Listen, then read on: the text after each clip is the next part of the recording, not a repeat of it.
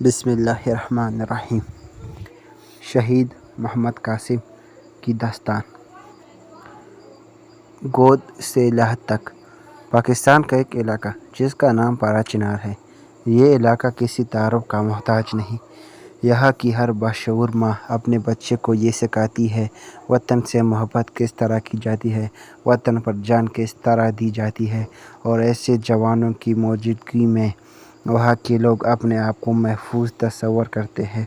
پارا چنار کا ایک پہاڑی علاقہ جو ملان کے نام سے مشہور ہے، وہاں پر آج سے 25 سال پہلے ایک ایسا نوجوان آنکھ کھولتا ہے جس کے لیے اس کے والد کئی عرصے سے منتظر تھے۔ سچ کہتے ہیں صبر کا پھل میٹھا ہوتا ہے، اور جیسے ہی وہ اس دنیا میں پہلی بار سانس لیتا ہے تو اس کے ساتھ ہی اس کے والدین اور باقی گھر والوں کے لیے خوشی کی گرہ کھول جاتی ہے۔ غور و فکر کی بات یہ ہے کہ جب اس کا نام قاسم رکھا جاتا ہے، اس کے معنی بانٹنے اور بخشنے والا۔ سب سے پہلے تو قاسم نے سارے گھر میں خوشیاں بانٹی اور پھر شہید ہو کر سارے گھر والوں کو بخشوا دیا، مگر صرف قاسم نہیں۔ جب اس کے نام کے ساتھ محمد بھی لگایا جاتا ہے تو محمد بن قاسم بن جاتا ہے، جس کے معنی تعریف کیا ہوا، بانٹنے والا اور بخشنے والا ہے۔ ابتدائی تعلیم۔ شہید محمد قاسم اپنی ابتدائی تعلیم ماں کی گود میں پروان چڑھتے ہوئے حاصل کر لیتے ہیں، مگر عزیزان، یہ وہی تربیت ہے جس کی وجہ سے وہ آج ایسے مرتبے پر فائز ہے، کیونکہ اگر ان کی ماں کی تربیت میں کمی ہوتی تو وہ اتنی کم عمری میں آسمانوں کی سیر نہ کر رہے ہوتے۔ آپ نے اپنے پارا چنار کے گاؤں میں اسکول الغازی پبلک میں تعلیم کا سلسلہ جاری کیا۔ ان کے کلاس فیلو بیان کرتے ہیں کہ قاسم کلاس میں بہت شرارتی کیا کرتے تھے۔ الغازی پبلک اسکول سے میٹرک کرنے کے بعد FSc تعلیم کے لیے گورنمنٹ پوسٹ گریجویٹ کالج پارا چنار میں داخلہ لیا۔ وہاں سے FSc کی ڈگری مکمل کرنے کے بعد شہید سفر عشق کی سعادت حاصل کرنے اور سکون قلبی حاصل کرنے کے لیے آمادہ ہوئے اور اس قافلے میں شامل ہونے کے لیے اپنا نام کا اندراج کرایا۔ اس قافلے کو قافلہ عشق کے نام سے یاد کیا جاتا ہے، جس میں عاشق قدم بڑھاتے ہوئے اپنے معشوق کے قریب ہونے لگتا ہے۔ قافلہ عشق کی منزل جنت ہے۔ اس سفر میں اخلاق اور کردار اس کے عمل تھے۔ جنت ایسی منزل کی جس کو پانے کے لیے لوگ بہشت کا سودا کرنے کے لیے بھی تیار ہو جاتے۔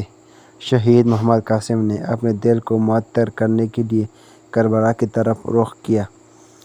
ان کے لیے کربلا میں معجزات انتظار کر رہے تھے۔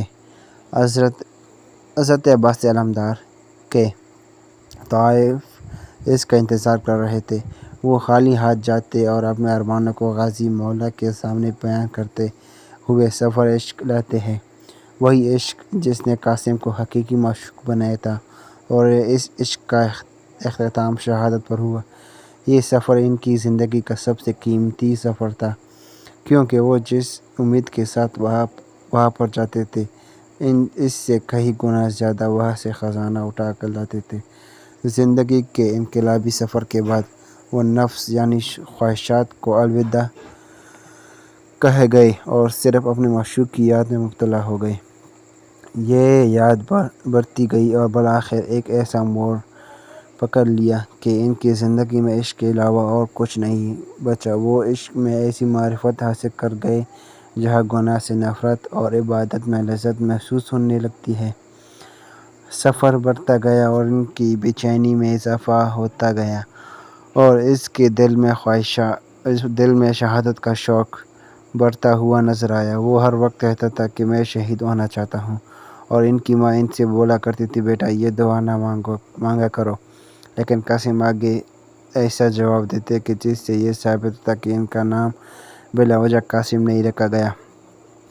وہ کہتا تھا، ماں آپ کے 2 بیٹے ہیں، ایک آپ کو دنیا میں خوشحالی دے گا، دوسرا آپ کو جنت میں سرخرو کر دے گا، کیونکہ اس کا نام کا مطلب یہ بخشنے والا۔ عشق کا وہی سفر اپنے آخری مرحلے کی طرف بڑھنے کے لیے قدم اٹھاتا ہے، اور پھر ایک ایسا مرحلہ آتا ہے کہ وہ بے چینی کی آخری منزل کو پہنچ جاتا ہے۔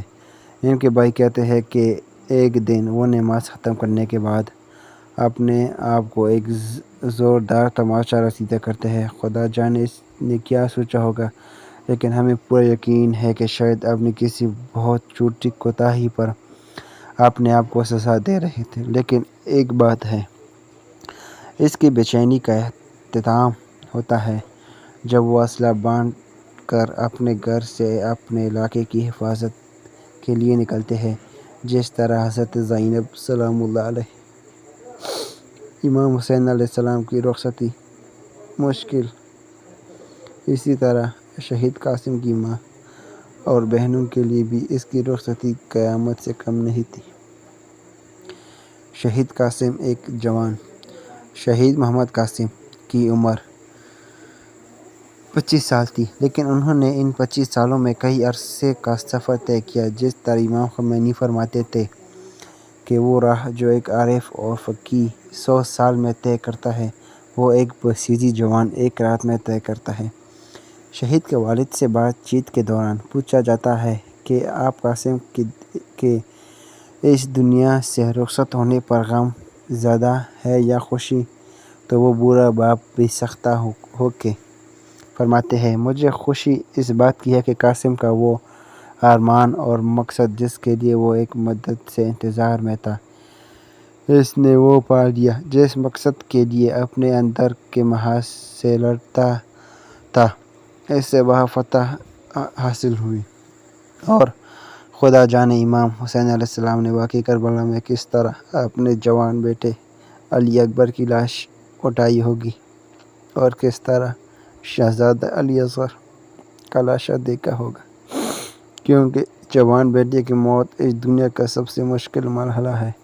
عزیزان، ایک بات آپ لوگوں کی گوشِ نظر کرتی جاؤں کہ شہادت ایک ایسی سعادت ہے جو کسی کے نصیب میں نہیں ہوتی۔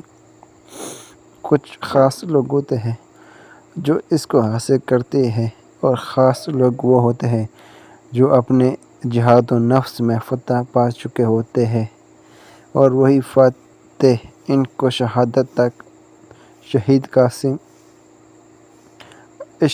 عاشق ہو گئے تھے، اور عاشق امام حسین کی معصوم بیٹی بالی سکینہ پر۔